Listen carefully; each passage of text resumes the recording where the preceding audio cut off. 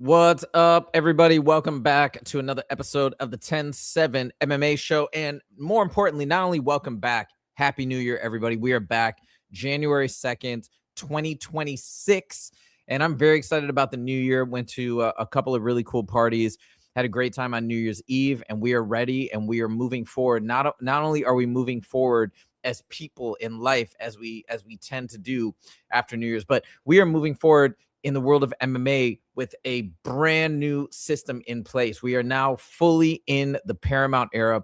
We are just over 3 weeks away from the first UFC Paramount card. That's going to be UFC 324, which we're going to talk about a little bit today as well. And we're also going to be breaking down all those fights on the main card, probably even some on the prelims, because it is a stacked card. We're going to have Justin start hacking away at some of these matchup videos and fight predictions as he can do it very, very well from watching tape and analyzing everything. So we're getting in the mix. Justin's going to be a little bit late today, just to give you guys a heads up. Mavericks 77 Defenders got a couple comments in here. He says, number one, Jake Paul dropped from WBA cruiserweight rankings for losing to Anthony Joshua. That's interesting. I mean, I could see it. I could see him getting right back in there with another win. And Maverick saying, how could they do that at him being a heavyweight? Who knows? Dude, I have no idea how these rankings work. I mean, even in the UFC, sometimes the rankings are a little bit bizarre, but it's basically probably just a matter of perception. You know, right now, for whatever reason, it didn't make him look too good. Obviously, it was very difficult for him to be offensive whatsoever with that massive size and skill discrepancy, but I think he did pretty well considering all of that. But yeah, maybe that's essentially the rationale, because he had so little success hurting or harming Anthony Joshua that they decided to drop him. But again, it's probably some sort of a subjective decision as opposed to a strict objective decision of like, hey, this loss constitutes us moving him down. Anita, nice name. Almost said the name. What's up? Welcome to the show. We've had a couple other funny names on here before. Anyways, as you guys start to roll in and join the show, we're going to be starting to talk about some of these topics. I'm going to jump into topic number one before Justin joins today. And this is going to be about the Shara Bullet Tsarukyan, Arman Tsarukyan grappling match, which was on Hype Fighting. I actually watched it. I never downloaded Kick before, but I had to download Kick because that's where the entire show was live. So I actually downloaded it. I was pretty excited about it. But I'm very curious to know what people think in the chat about this grappling match. So first of all, I did not realize that this fight was only one round. I don't know if you guys did realize that or not, but apparently it was only one round, number one, which was a little weird.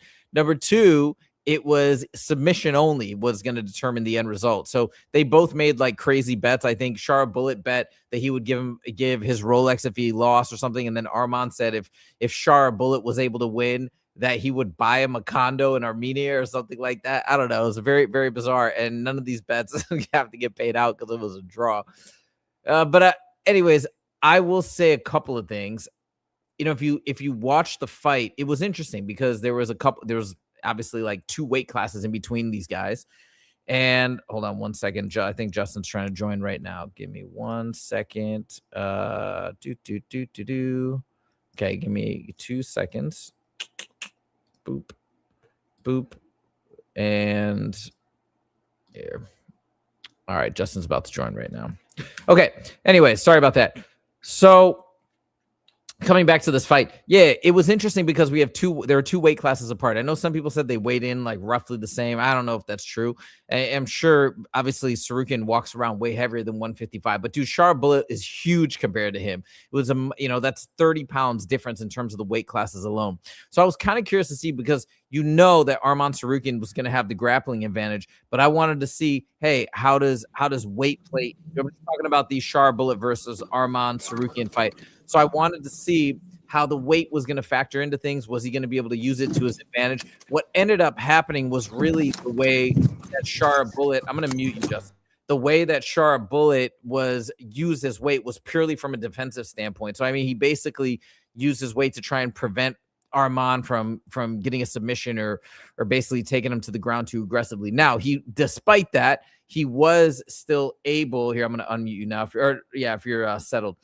basically, so he was able a couple of times to pick him up and still throw him onto the ground, which was pretty impressive considering how much bigger Shara Bullet was. But eventually in that one round, while Shara Bullet was fresh, he wasn't able to lock up any submission, and it went the way it just kind of went the way that it did. And then all of a sudden it was over in a round and it ended in a draw. So a little bit disappointing, but you still have to give credit to Arman Tsarukyan for having that much success because Shara had no answers for Arman in the grappling department. So that was impressive, but that's really all I have to say about that. Justin, did you catch this grappling match by chance with Shara Bullet and Arman Tsarukyan? I just saw a breakdown of the people talking about it. I didn't actually see the match. But I mean, Shara Bullet's, I mean, he's a striker by trade. I mean, I don't know what anybody thought. I mean, I think he's bigger than Tsarukyan. Way bigger, I mean, so regardless, I mean, his defense is probably good enough to evade a lot of the submission attacks. But I mean, the match sounds like it went exactly how I would expect it to go.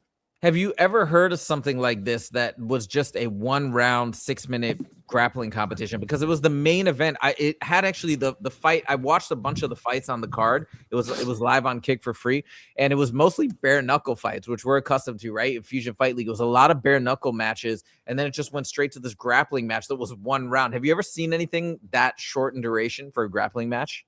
Yeah, that's very common actually. Grappling tournaments are usually just 1 6-minute round. Maybe in an open class would be an 8-minute round, but 6 to 8 minutes is very standard in the grappling realm. 6 to 8, but and only 1 round like that. Only 1 round, yeah. So they'll score by points, or if they do like a submission only kind of style, like it'll be you and I'll grapple for 6 minutes, no submission, and then we'll do advantageous position minute by minute.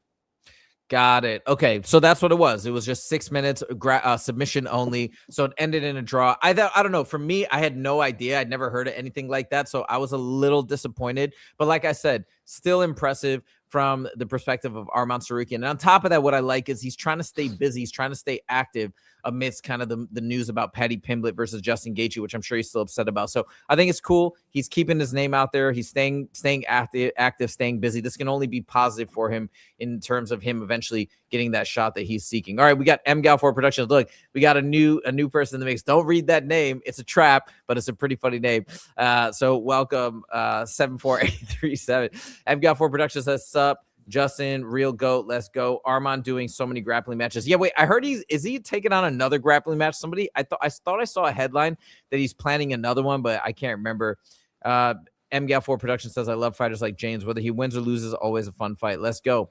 Okay, we're going to move on. Another interesting thing. So talking about grappling matches, RAF, Real American Freestyle, this organization that Ben Askren's a part of. I think Daniel Cormier is doing stuff with them.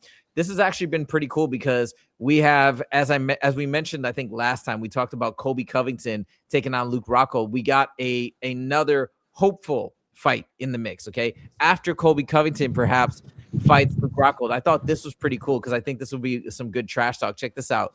Belal Muhammad, you're not your favorite fighter, but Belal Muhammad did come out and say that he wants to take on Colby in RAF, which I thought was a really cool idea. Let me turn it over to you. You're coaching a wrestling team. You're at wrestling practice right now. What do you think about Belal versus Colby in RAF?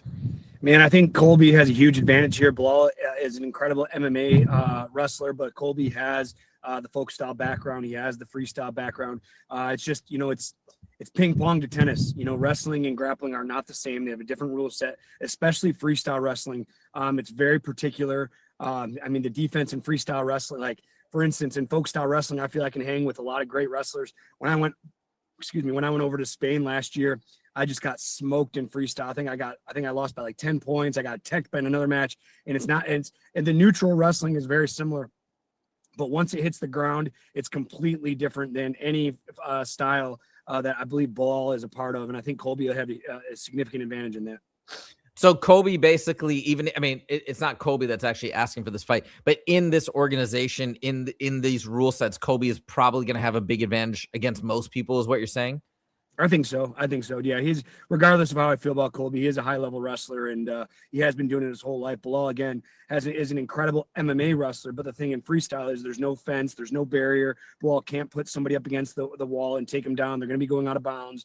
And I just don't think his open shooting style is going to be effective in RAF.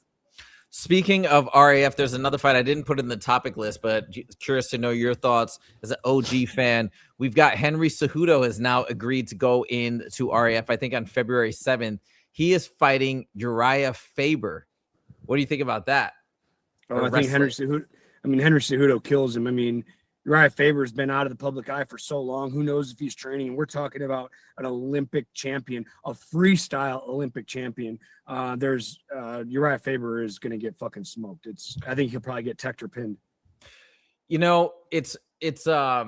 I think you're right too. I heard that RAF was also trying. I think it's cool though. I think what they're doing is interesting, bringing these guys in for wrestling bouts in between their UFC bouts, just so we can see them, they can stay active. But they're also trying to get Khamzat Chimaev. Apparently, I heard Ben Askren saying that they want to get Khamzat wrestling at one of these events, but they said his price tag is super, super high. So they're trying to work with him and see if they can come to a meeting of the minds. But speaking of Khamzat Chimaev, me, I would have to definitely highlight this next thing. Josh Thompson came out recently and backed up what I've been saying for like 2 years, that Khamzat Chimaev, he believes, can and likely will be the very first ever UFC triple champ. I'm going to show that clip in 1 second. We got a couple more comments first.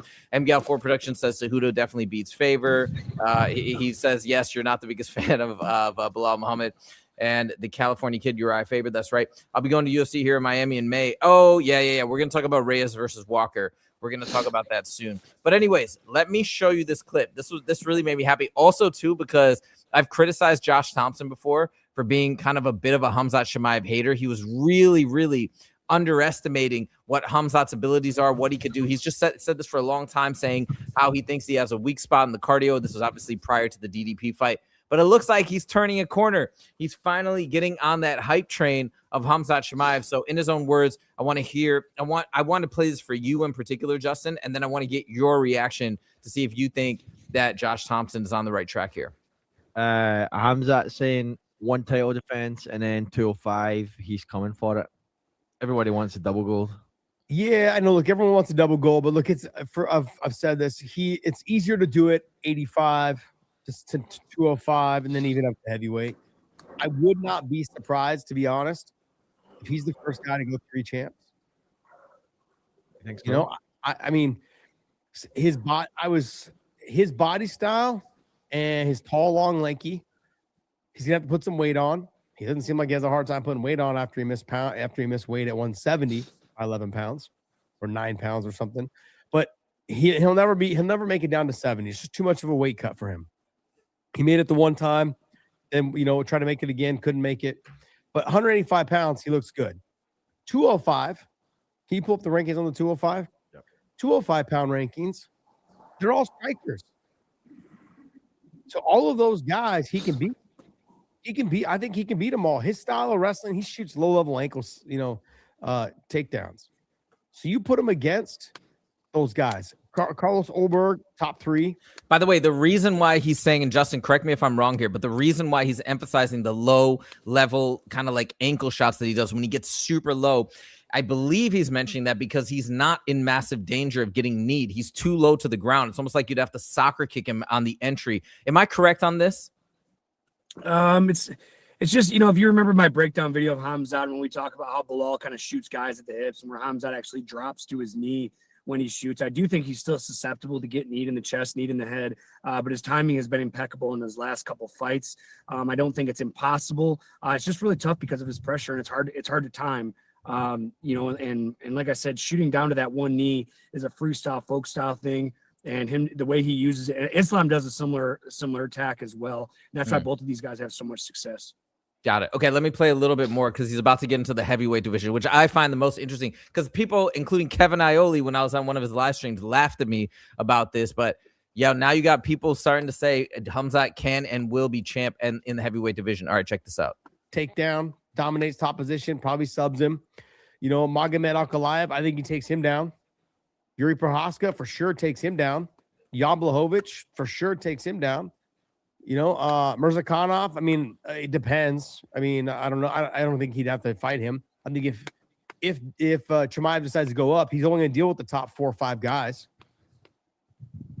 Anybody below that, Jamal Hill, Ozdemir, Dominick Reyes, Guskov, Bogdan Rakic, all those guys are all strikers. There's no wrestlers in that weight class. None. Ankalaev is the best wrestler. He don't wrestle. So he could win that title first, second fight. It depends on what they want to do with him. I'm sure because he's Chimaev, they would just have him go right to the title shot. He'll get one win. I don't know who he's going to be against his next fight.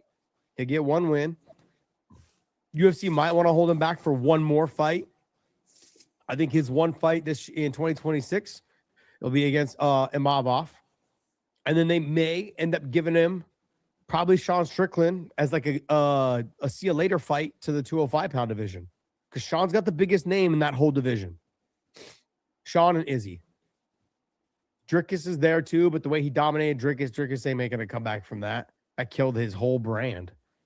The way he lost, the way he got dominated, he didn't do anything for 25 minutes. So, I mean, I like Drickus as a fighter. I'm excited about him when he fights. There's just, you can't come back from that type of thing. Like, he hurt his brand. Everyone's like, oh, bro, you got destroyed. So in that situation, it's going to be Imavov is going to be fighting him next, unless Fluffy Hernandez does something remarkable in his next fight. I could see him or maybe Brennan Allen, one of those guys, possibly jumping Sean Strickland. But Sean's got to get a win. He'll get the win, and then I think because they've trained together, because they are, they've had, there's been comments back and forth about, oh yeah, I used to smash you in training, and Sean's like, I'm the only guy that can beat him. They're already kind of setting that up. So it'll be Imavov next, and then I think it'll be Sean Strickland or the Brennan Allen or Hernandez, depending on how these guys do in their next fights. So that's the thing. And in 205, none of those guys beat him. None of them can wrestle. Not at the level of Chimaev. So that to me is an easy title. Pull up the heavyweight division. Let's talk heavyweights. All right, now we're going to get into the heavyweight, because first of all, let's stop there. Do you agree with that assessment that Khamzat can basically run through anybody he wants in the light heavyweight division? Let's just start there. Listen, I know that this is your guy and this is your favorite fighter, but these are just ridiculous. These are just ridiculous. I mean, here's the thing.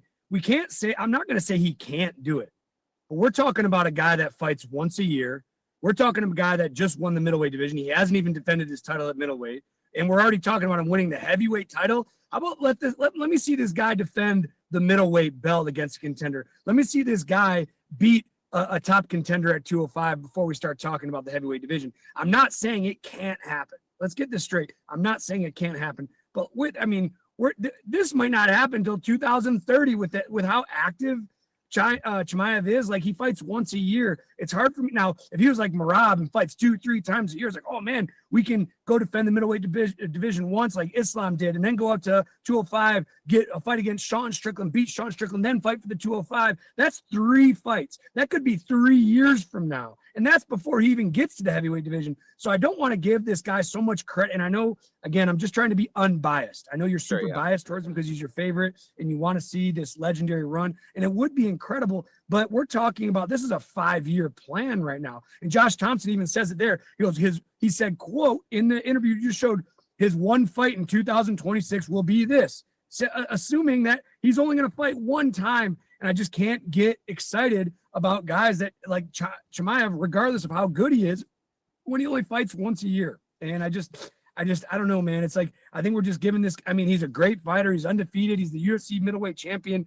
But man, the things that we're talking about him doing, for one, have never been done before. And they've definitely, I mean, the timeline for this could be 5 years. This isn't going to happen this year. This isn't going to happen in 2027. Like I said, 2026, I mean, he might fight one time. He defends his middleweight belt in 2026. This is the timeline I see. One defense. Then in 2027, he's going to go fight a contender. Maybe at the end of 2027, he goes for the 205-pound belt. Now we're getting into 2008. Before, it's just out of sight, out of mind, until this guy starts knocking out win after win, 2-3 wins a year.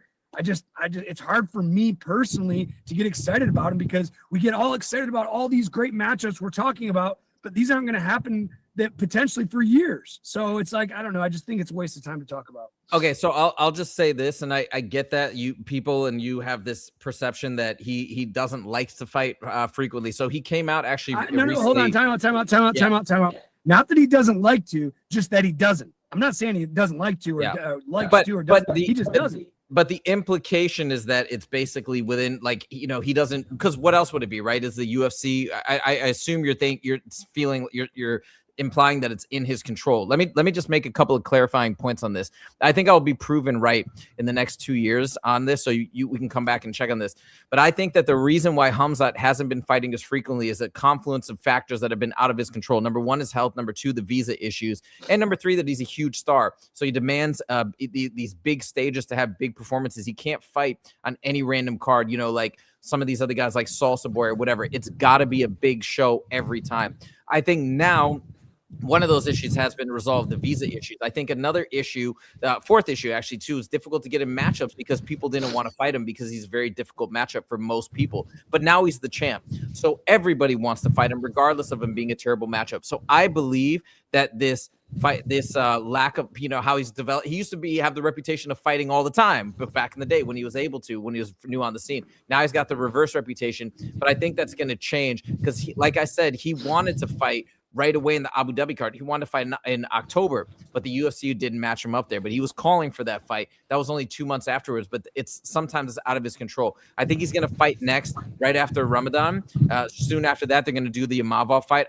I'm pretty positive he's going to have at least 2 fights in 2026. So we shall see. The last thing I want to ask you, though, Justin, taking all that stuff out of the equation in terms of the fight frequency or the timeline, I just want to know from a skills perspective, just from what you've seen and the gap that there seems to exist between his grappling and everybody else's, do you see it as a possibility? Let's just talk about the light heavyweight division before we go to heavyweight. Do you see it as a reasonable skill differential where, yeah, I do think Khamzat could probably have his way and find his way to the title, to champion in light heavyweight? I mean, it's definitely possible. I mean, the skill set's there, but just, you know, here's the thing, man. Not only do you have to, there's just so many factors. And being a math guy, you being a math guy, like you have to understand all, and I know you do, and I shouldn't say you have to, because you do. Just there's so many variables that are out of your control. Health, he could get sick. He could have a bad training camp. He could have a nagging injury that affects his performance. Not only, that's the thing about becoming the UFC champ, especially for consistency. Not only do you have to be skilled, you have to have a good fight camp. You have to have a good weight cut. You have to get lucky too. So not only do your skills play such an important factor, you got to get lucky too regardless. Look at his Gilbert Burns performance. You know, like Gilbert Burns took it to him and it was a very competitive fight. I mean, he won hands down. It wasn't like it was a split decision, but you know, you saw him have to persevere through some situations. Now put him in that same spot against a bigger person than Gilbert Burns, because Gilbert, I thought, was a lot smaller than him. You know, I'm not saying it could happen, and it probably can happen, but he's going to have to get a little lucky too. Oh, for sure. And that's why we love this game of mixed martial arts. I mean, you know better than anybody, right? Like having fought at the highest levels, there's a lot of variables and a lot of factors. We can never control them all. But I do think it's interesting that the thing that I like the most about this whole thing is Josh Thompson. I called him a Khamzat hater. And now the way that he's come full circle and seems to be at least giving this a reasonable probability that this could happen, I think is pretty cool. All right, we're going to go to the last little bit of analysis, and then we'll move on to the next topic. This is where Josh Thompson talks about him and the heavyweight division. This is the other thing. This is the bigger deal. I think more people are like, yeah, he could probably go up and win the light heavyweight belt, no big deal. But heavyweight, that seems like a bridge too far. We're going to hear Josh Thompson's rationale right now. Two. Chimaev could be the one that wins the first third title. Yeah. I mean, you've got Tom Aspinall, who I think is a threat when it comes to the grappling, the striking, probably a little bit of a threat. Don't get me wrong, this is going to be very difficult for him to get the third title because the physical size. But I think once he gets to 205, you'll realize he's walking around 230 once he gets to 205. And then 230, he just got to put on, like, when he gets to 230 and he wins the title at 205. All he's got to do is put on like another 5 pounds, 235 of muscle. And then how's his cardio? I guess we're going to find that out. But those guys they're all, except for Curtis Blades, they're all wrestlers. All of them. I mean, sorry, they're all strikers. Sergey Pavlovich, he's got a little bit of grappling. He trained at AK for a couple of years. He's got some like sambo foot sweeps kind of takedowns, but he's not a straight double leg wrestler.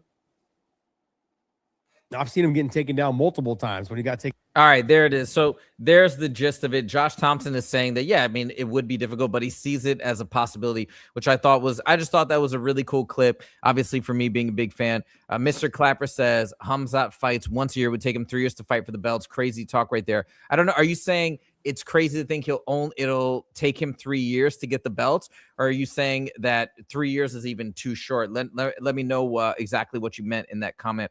MGAL4 Production says, going to Miami Beach. See you guys. Keep it up. Let's go. Let's go. All right. Well, that's enough of the Khamzat talk. I think that's more than enough for Justin. We'll move on to topic number 4. I don't mind, but I'm just agreeing with Mr. Clapper. It's just, as I always talk, I like Khamzat. I'm a fan of Khamzat, but out of sight, out of mind for me. He just doesn't fight enough for me. And regardless of the reason, I don't care what the reason is. It could be a religious reason. It could be UFC's problem. It could be his problem. It just, out of sight, out of mind, man. That's why I have so much respect for Merab. And although Merab is a decision machine, and I typically don't like decision machines, Merab fights 5 times a year. And that's why, to me, he's the greatest bantamweight of all time. And Khamzat has potential to be great, but just out of sight, out of mind for me, man. When we talk about stars, you say, oh, well, it's the UFC. He has to be on a big card, and he has to do that. That's your excuse, or I shouldn't say your excuse, but that's your reasoning. But Merab is a huge star, arguably the greatest bantamweight of all time. And they're always finding a slot for him to put on. I don't know, man. I'm not saying Merab's a bigger star than Khamzat, but I do feel they are on the same playing field. And Merab still finds ways on his cards, and Khamzat's he's just not active enough for me. I like him as a person. I've trained with him before. He's a great fighter. He's a legend. Don't get me wrong, but again, out of sight, out of mind. Merab, though, is champion now. That's what I'm saying. Now that Khamzat is champion, I think we're going to start to see something change. I think he wanted that fight in October, but the UFC didn't make it for him because they had other plans. So we shall see.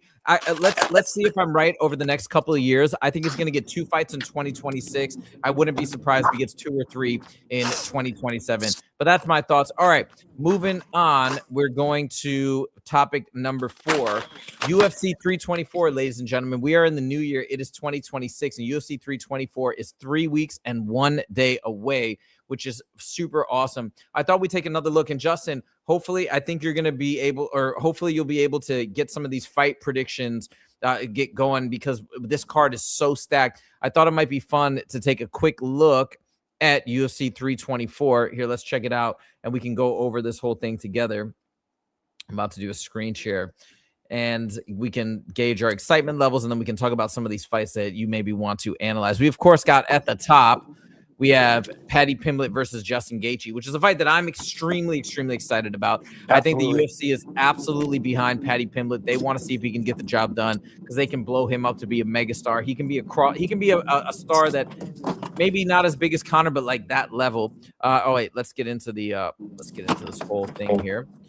So we've got next, oh my God, the co-main. How sick is this? Kayla Harrison versus Amanda Nunes. This is a fight that I think people have been wanting to see for a long time. Me and Justin are both behind Kayla Harrison, believing that she will definitely, inevitably get the victory here. But that's a really fun one. Sean O'Malley versus Song Yadong. This is a great fight too. Sean O'Malley even wore the face mask when they did the square off. Song Yadong, I heard him in an interview yesterday. He's like pissed off about Sean O'Malley kind of poking fun at that Asian, like a bit more of the Asian culture to wear the face mask when you're not feeling well. So that's got a little bit of heat to it. You got Salsa Boy versus Derek Lewis. What a great fight. Some people were saying that they think Derek Lewis is going to win. I'm behind Salsa Boy all the way, but that's a banger of a fight. That's going to set Salsa Boy up, I think, for a title shot if he gets that victory. We've also got Jean Silva returning against Arnold Allen. I don't even believe Arnold Allen fought once in 2025, if I'm not mistaken. And then we got, some other good fights too, moving down to where the prelims start. I think this is a prelim fight. I think that's the featured prelim fight. We got your boy Michael Johnson, Nikita Krylov, Umar. Oh my God, dang, Umar's kind of down on the prelims, but I'd love to see a fight prediction for this fight too. Ateba Gautier, you probably don't need to do one for this. I'm pretty sure Ateba Gautier is going to smash his opponent. This is one of my favorite rising stars in the UFC. Natalia Silva, dude, look how stacked this card is. Natalia Silva versus Rose Namajunas, but Natalia Silva is so good. She's on fire right now. She's probably going to be up next if she gets the victory here for a title shot. Very, very stacked card. Ricky Turcios, he's from the Ultimate Fighter. So, just a handful of fighters here that I'm not super familiar with, but most of these guys, these are all big names. Justin, before obviously we haven't seen the card yet, so we can't give it a full score. But just in terms of anticipation, where would you rank this on a scale of 1 to 10 from the names you're seeing?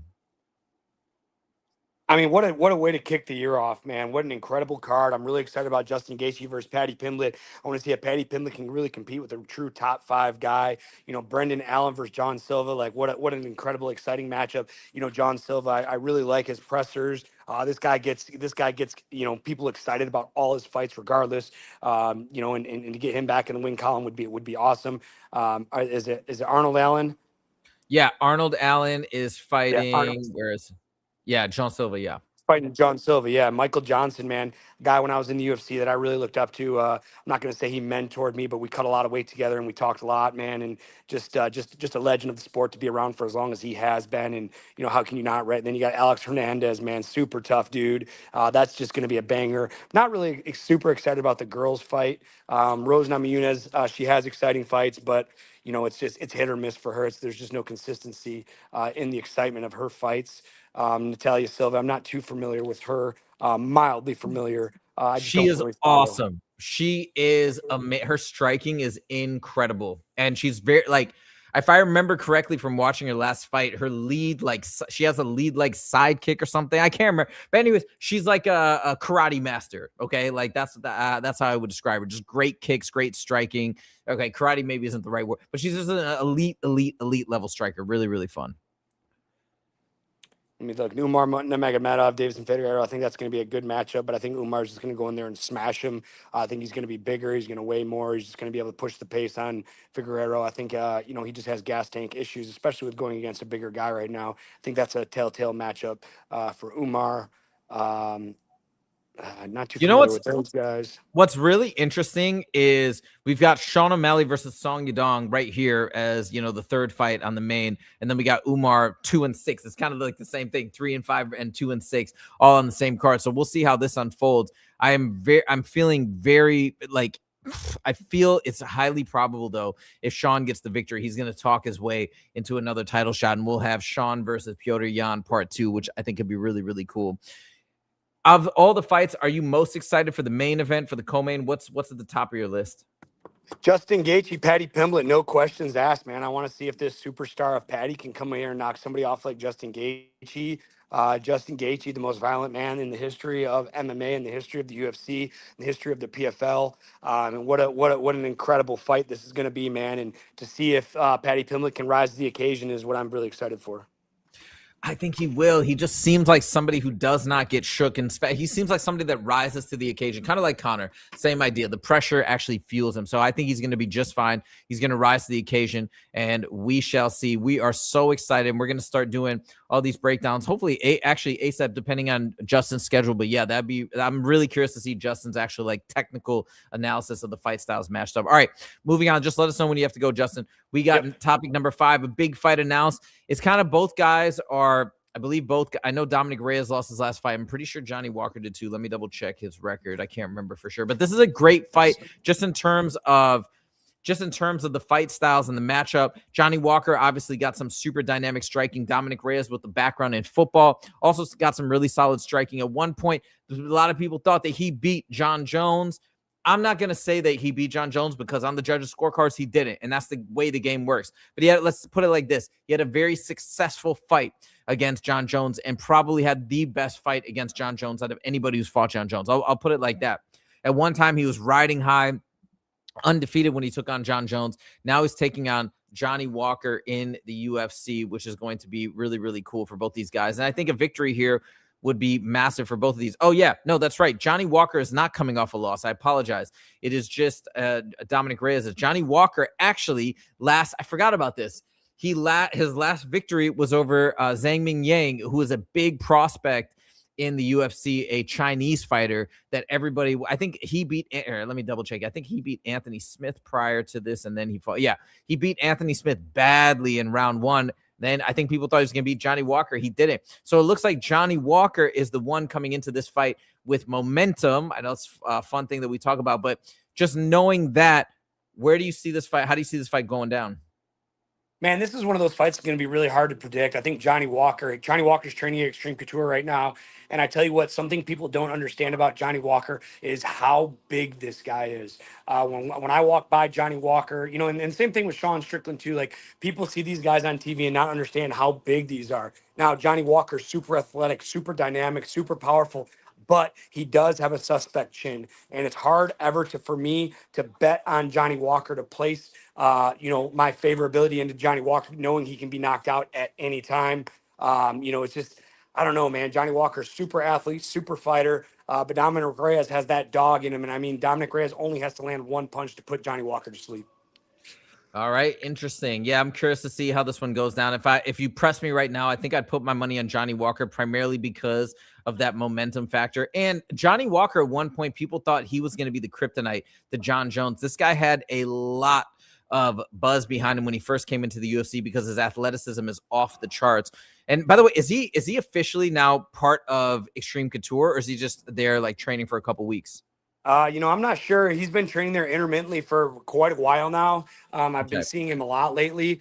I should say I've been seeing him a lot in the last couple of years, to be honest. But I've seen him very recently, so he might be doing his full camp at Extreme Couture. I saw him hit mix with Eric Nixick just a week or two ago. Yeah, because my recollection is he was training at SBG with Conor McGregor's coach. I'm blanking on his name, but I think he left. I just double checked on Wikipedia and it said he was at SBG Ireland from 2020 to 2024. So I think he did leave. Maybe he is trying to find a new home. That'd be so cool though if he ends up coming to Extreme Couture. Very, very cool. All right, looking forward to this fight.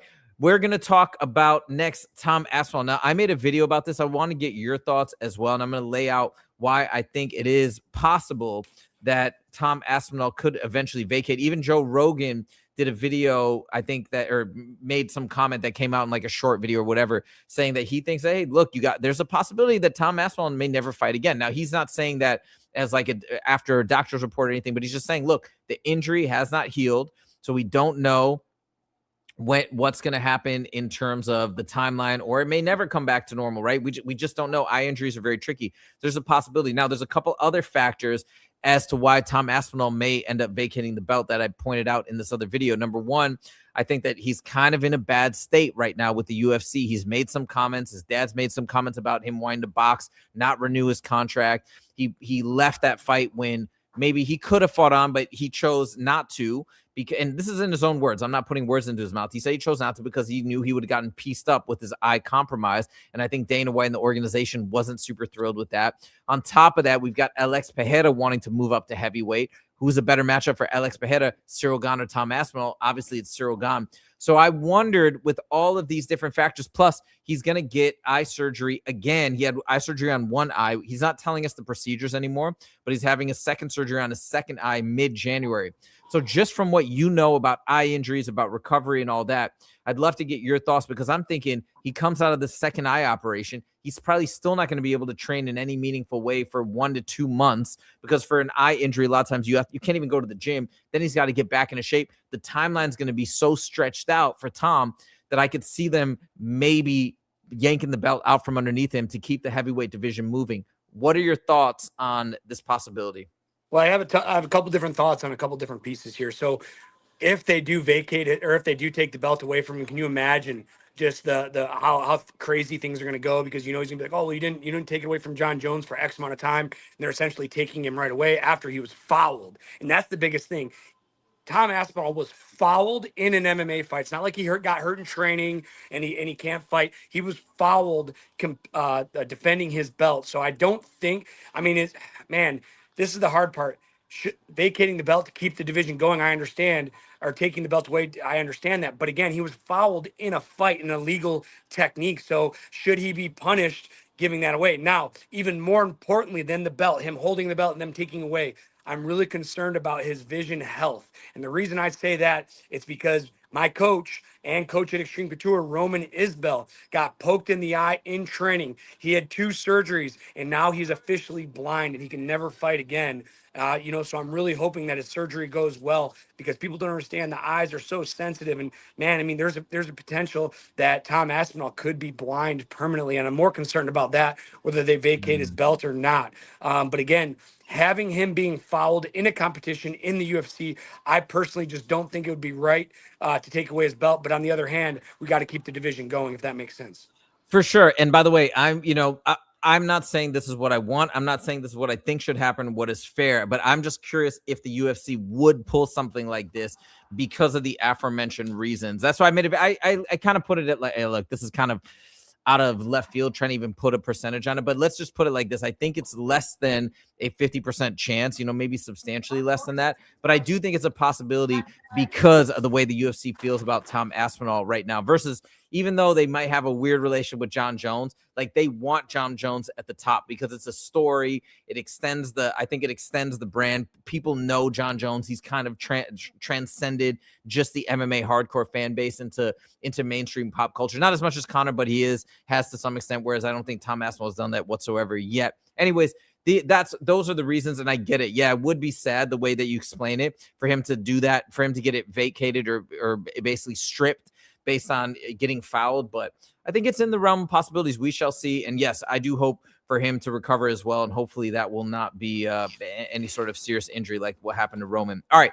Last thing we're going to end on. I have to go right now. I'll no see worries. you guys. Appreciate All you right. guys. Yeah, I got my team here. I'll talk to you soon. All right. Take it easy, Justin. All right. We're going to move on to the final topic, and I'll rock this one out myself. This is predictions for who will be champ by the end of 2026. So what we're going to do is we're going to go through all of the rankings, and I'm going to make my prediction. Some of the fighters will not be in the rankings, and you're going to see why. But we're going to go through from top to bottom. We're just going to do men's here right now and chop it up. Here we go. All right. Starting in the flyweight division. Right now, we got Joshua Van at the top.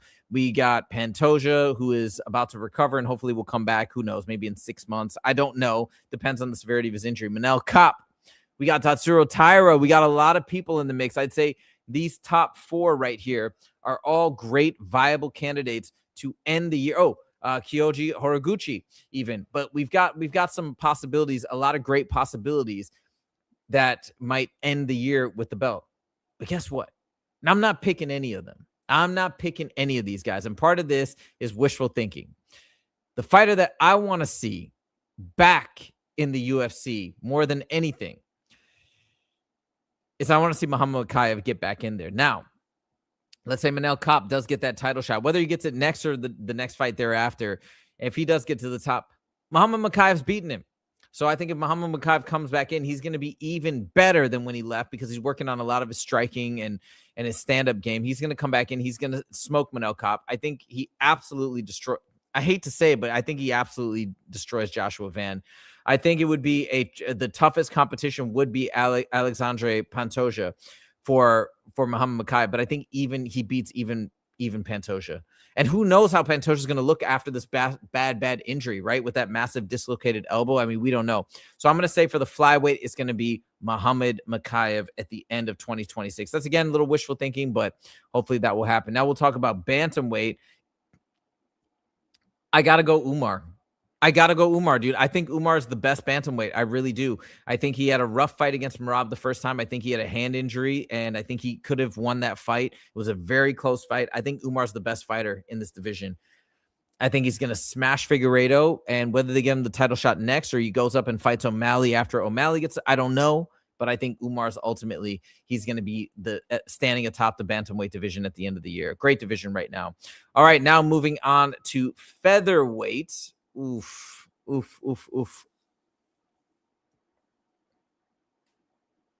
going to say Movsar. Evloev. Obviously he's getting passed over now. We're going to have Diego Lopez get in the mix. Maybe after that it'll be Diego Lopez versus Lerone Murphy. I don't know, man. I don't think they're super keen on getting Movsar Evloev the title shot, but I think eventually by the end of the year he'll get a title shot, he'll win, and he'll stay up there as the champ. After what he did to Aljamain Sterling, I don't know. I think he's going to get it. So we're going to go Movsar Evloev by the end of 2026. Brett says he agrees. Brett says Reyes is super chinny. Not sure if what you're talking. Oh, you're talking about that Reyes versus Johnny Walker. Sorry, I'm late to reading that comment. All right, very cool. Now moving on to the lightweight division. What a weird division, huh?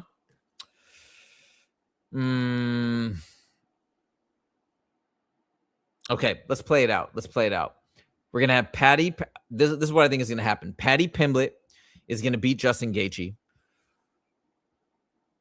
There's a chance that Ilya is forced to vacate. There is a chance because Ilya might have to vacate if his divorce proceedings go too long. I said this in another video. The thing that nobody's talking about is that right now, I looked it up and I included this in the video. Spain is a community property country, meaning that everything that he makes while in the marriage is split 50-50 with his wife. So he may not want to sign an agreement or take on another fight until the marriage has been dissolved. Because I could see, I don't know exactly how it's going to work with something like this, but I could see him even signing a contract. And let's say he doesn't get paid until a later date. But if he signed the contract, who knows how it works in Spain? Maybe he would still say the law would still say, or the courts would still say, hey, you have to pay half of this money because even though you didn't make that money while you were married, you signed a contract discussing that money, or basically saying that money would be paid to you for this task. Then you completed the task outside the marriage, she still owed half, right? So I could see that potentially delaying this whole ordeal and maybe having him get stripped. But I'm erring on the side of caution. I'm going to assume that he's not going to get stripped. He's going to fight Paddy Pimblett, let's say for the White House card. That'd be phenomenal. Huge fight. And then eventually, I mean, they can't keep Arman Tsarukyan down for forever. You just can't do it. Maybe they want this super fight between Ilya versus Paddy. And then after that, I think they're going to gladly invite Arman Tsarukyan in because Arman Tsarukyan's an exciting fighter. He's a great fighter. He's doing his thing on social media. A lot of people are getting behind him. It's not like they hate Arman Tsarukyan or he's got a boring style. He doesn't. So I think the narrative has gotten twisted. The reason why Dana White said those negative things about Arman recently is just because he has to justify to the audience to the public, why he's giving this interim belt title shot to Justin Gaethje and Paddy Pimblett. It wasn't because of anything negative that Arman did. They had to make it an interim title fight so that they could then justify putting this fight, the Gaethje versus Paddy fight, above Nunes versus Kayla Harrison. The reason why they had to do that is because it's just the truth. Men's UFC fights in general, I'm not saying for me or in particular for these two fights, although I am more excited to see Paddy versus Gaethje because I love to see an up and coming star like Paddy finally get a shot. But like in general, if they want to make a splash, if they want to make a bang on this first fight card, you got to have Gaethje on the main event and you got to have Paddy, like two huge stars. It just has to be because in general, people gravitate more towards men's MMA than women's MMA. It was just a business play. So I understand why they did it. But Dana can't say that. So that's why he had to throw Arman under the bus, etc. Anyways, all of that to say, Arman Tsarukyan will eventually fight the winner of Ilya versus Paddy, which could be Paddy. Okay. I'm not saying Ilya is going to smash him. I actually used to think that. I don't think that anymore. But Arman's going to fight the winner, maybe September, maybe October, maybe November. I think Arman wins. So I think we're going to end the year with Arman Tsarukyan as champ of lightweight. The only way that I think that won't happen is if Arman Tsarukyan has more like weight issues and he, for some reason, is forced to move up to welterweight or something like that. He's getting older. You know, that could be a possibility. But if that doesn't happen, Arman Tsarukyan, lightweight champion by the end of the year. Yes, Brett says Arman champ. Yeah, I mean, that's what I think. Tell me if you think that whole narrative makes sense. And tell me if you agree with me that the UFC actually likes Arman Tsarukyan just fine. It's not that they hate him. Dana White had to say what he said to just justify the Paddy Pimblett Gaethje fight. Do I think Song Yadong beats O'Malley? I really don't know. I want to believe that O'Malley's going to beat Song Yadong because I think it's more interesting for the bantamweight division. I think O'Malley's definitely got a big range advantage. I think Song Yadong is probably a more well-rounded fighter. Song Yadong's a little younger, but O'Malley's still in his prime. Or he said he's not even in his prime yet. He's still reaching his prime. I'm just going to go with O'Malley. Bit of a heart pick, but yeah, I'm going to go that way. All right, moving on to welterweight. Not even a question. Islam Makhachev ends the year, unless he retires or something. He ends the year as the welterweight champ. He will fight Ian Gary next, I believe. I think he beats Ian Gary. I think Shavkat's an interesting fight. I think he beats Shavkat too.